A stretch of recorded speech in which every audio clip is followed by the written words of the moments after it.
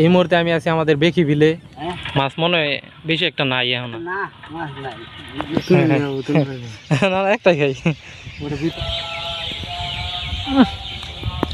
ও দারুন।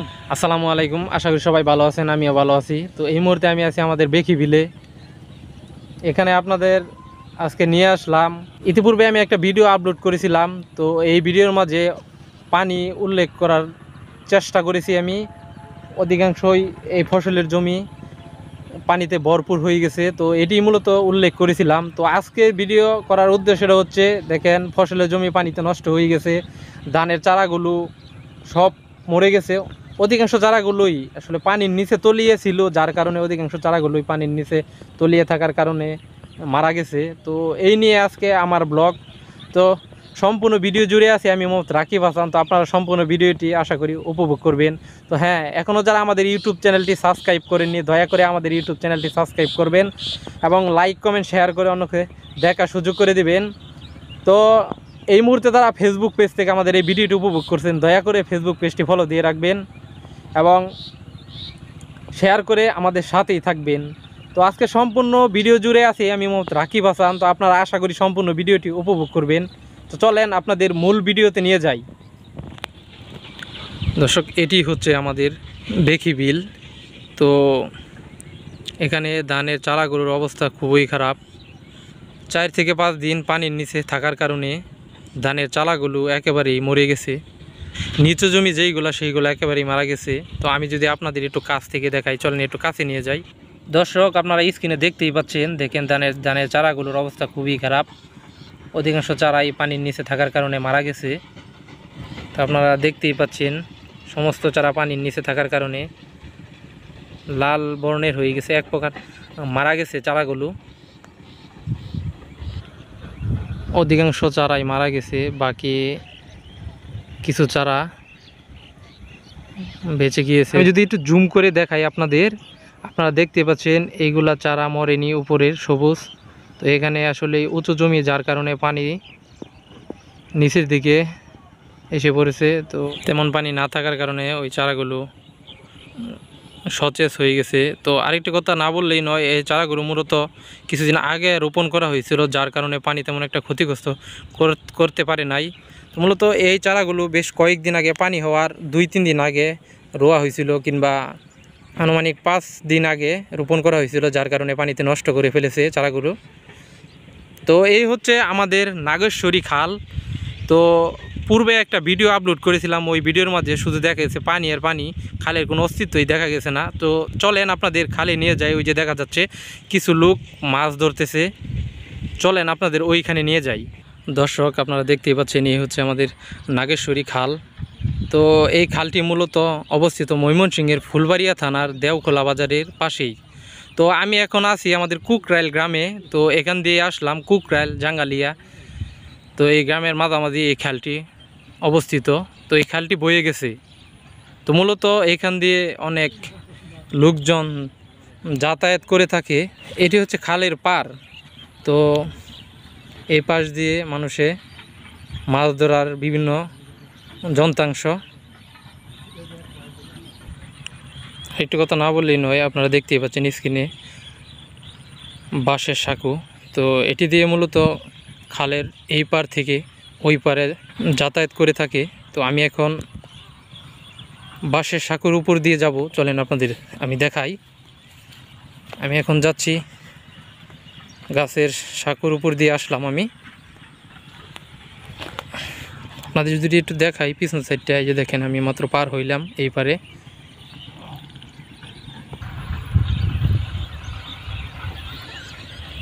খালের চারপাশের পরিবেশটা খুবই ভালো। এখানে দেখতে পাচ্ছেন একজন লোক জাল দিয়ে মাছ ধরতেছে। চলেন আপনাদের ওইখানে নিয়ে যাই, দেখি কেমন মাছ পায়। চলেন, দেখে জাল টান দিতেছে। মাছ কমে গেছে মামা, না মাছ মনে হয় বেশি একটা নাই এখন। না মাছ নাই, জাল টানতেছি। তো আপনাদের দেখাই কি মাছ উঠে। তেমন একটা মাছ নেই, মাছ কমে গেছে এখন। জাল ফাঁকা কয়েকটা ছোট মাছ উঠছে।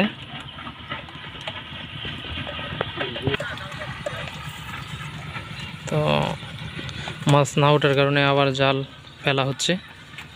তো আমরা যদি একটু দেখি এখানে জুম করে যদি আপনাদের মাছগুলো দেখাই, এখানে তেমন একটা মাছ নেই।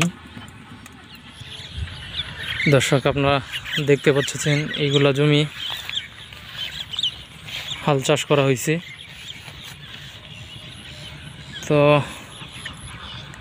এদিক দিয়ে পানি সব কিছু ধ্বংস করে দিছে। এক প্রকার বলতে গেলে পানির নিচে সবগুলো ধানের চারা তলিয়ে গেছে, তো নষ্ট হয়ে গেছে, যার কারণে আবার পুনরায় হাল চাষ করে এগুলা ধানের চারা রোপণ করবে। তো এই পাশ দিয়ে যদি আপনাদের একটু আমি জুম করে দেখাই, তো দেখেন ধানের অধিকাংশ চারাই মারা গেছে, দেখতেই পাচ্ছেন। তো এই হচ্ছে পাওয়ার টিলার। তো এটি দিয়ে মূলত হাল চাষ করছে এইগুলা। তো এখন এইখানে রেখে দিছে। আমি আছি এখন আমাদের বেখি বিলের খালে। তো আকাশে সূর্য ডুবে ডুবে অবস্থা, কিছুক্ষণের মধ্যেই সূর্য ডুবে যাবে। আজকের পরিবেশটা খুবই ভালো ছিল, বাতাস, বেশ কিছুক্ষণ আগে রোদ ছিল, তো তুলনামূলকভাবে বাতাস বইতেছিল, যার কারণে তেমন একটা রোদ গায়ে লাগতেছিল না। তা আসলে এক কথায় বলতে গেলে খালের পাশে বাতাস থাকবে, কারণ পানি। এই সাইড দিয়ে খোলামেলা পরিবেশ, তো এক প্রকার বলতে গেলে ভালোই, ওয়েদার খুব সুন্দর। তো এখন আবার জাল টান দিবে, তো দেখি আমরা কেমন মাছ ওঠে। সন্ধ্যার কাছাকাছি সময়, তো এখন আর তেমন একটা মাছ ওঠে না বললো। তো আমরা এই টানে দেখি কি, ওহ মাই গড, মোটামুটি ভালোই উঠছে। 2-3টা বড় বড় পুঁটি উঠেছে, আপনারা দেখতে পাচ্ছেন কিনা জানি না। তো আমি একটু জুম দিলাম, জুম দিয়ে দেখাই আমরা। ওই যে দেখা যাচ্ছে 2-3টা বড় বড় পুঁটি উঠছে, 3টা পুঁটিগুলো মোটামুটি বেশ বড়ই ছিল।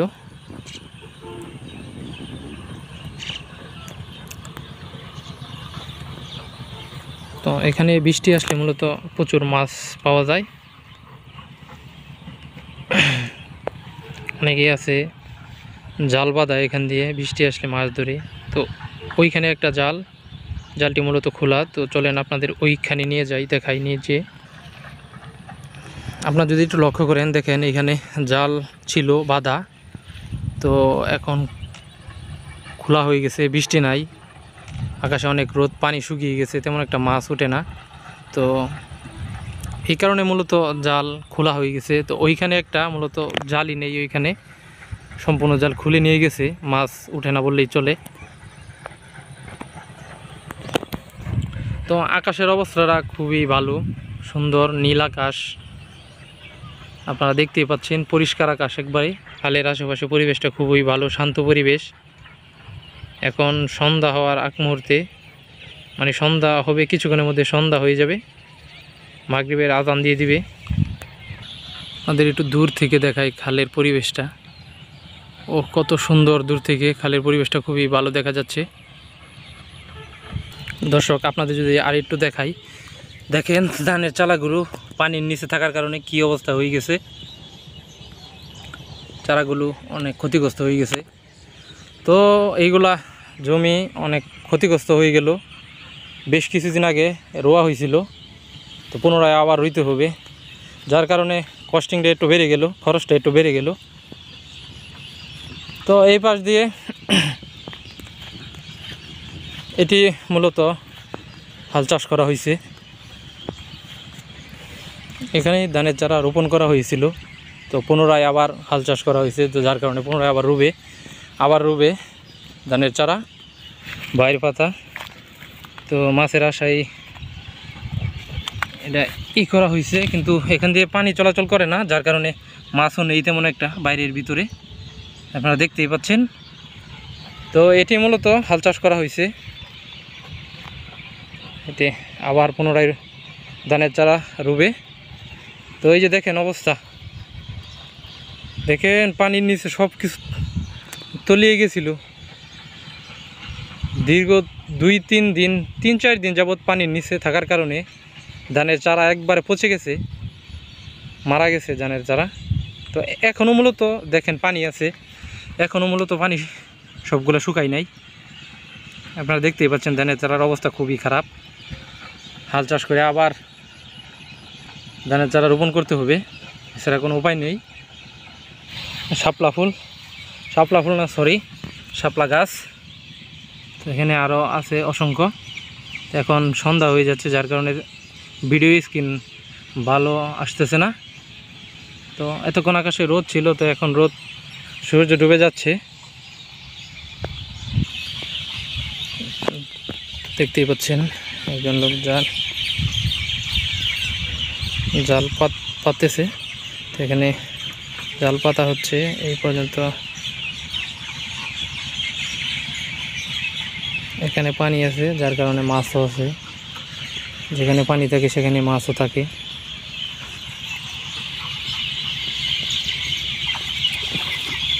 একটাই আনছো জাল? ও মাছ উঠে নাকি বাজে মাছ?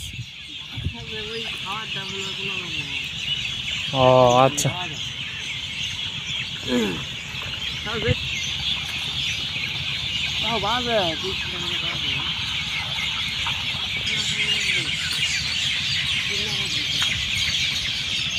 দেখতেই পাচ্ছেন এগুলা সব ধানের চারা নষ্ট হয়ে গেছে।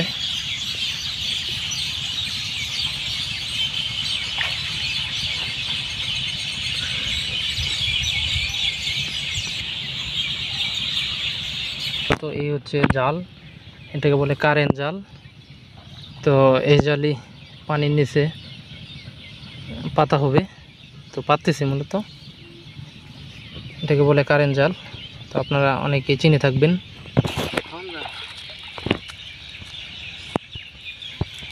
দিন একটা দেউনি আমারে, না একটাই খাই। আচ্ছা, তো দর্শক এই হচ্ছে, তো এটাকে বলে বাইট। তো উনি আমার দিল, এটাকে বলে বাইট। দেখি এখন খাবো। এটা অন্ধকার হয়ে গেছে, আরাম দিতেছে, মাগরিবের আরাম দিতেছে, সন্ধ্যা হয়ে গেছে। তো এইদিকে আসলে আমার কানে আসতেছে পাখির কিচিরমিচির ডাক।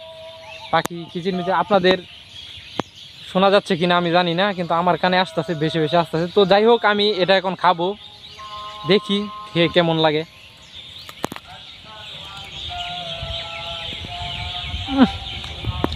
ও দারুণ সুস্বাদু, বাইট ফুল খুবই ভালো। এটা থাকে মূলত পানিতে, এইখানে থাকে। তো শাপলা হয় এটার থেকে, মূলত শাপলা হয়। খুবই ভালো সুস্বাদু। ছোটো ছোটো ছেলেমেয়েরা বেশি খায় এটা, তো তারা আনন্দ পাই খেয়ে। তো আমিও এক সময় খাইতাম, দীর্ঘ অনেক দিন পরে এটা খাইলাম, ভালো লাগলো। যাই হোক, আজকের মতো এই পর্যন্তই। এখনও যারা আমাদের ইউটিউব চ্যানেলটি সাবস্ক্রাইব করেননি, দয়া করে আমাদের ইউটিউব চ্যানেলটি সাবস্ক্রাইব করে পাশে থাকা বেল বাটনটি অন করে দেবেন। তো এই মুহূর্তে যারা ফেসবুক পেজ থেকে আমাদের এই ভিডিওটি উপভোগ করলেন, দয়া করে ফেসবুক পেজটি ফলো দিয়ে রাখবেন এবং লাইক কমেন্ট শেয়ার করে অন্যকে দেখার সুযোগ করে দেবেন। তো আজকের মতো এই বেকিবিল থেকে আমি বিদায় নিচ্ছি। আমি মোহাম্মদ রাকিব হাসান। সবাই ভালো থাকবেন, সুস্থ থাকবেন। আল্লাহ হাফেজ।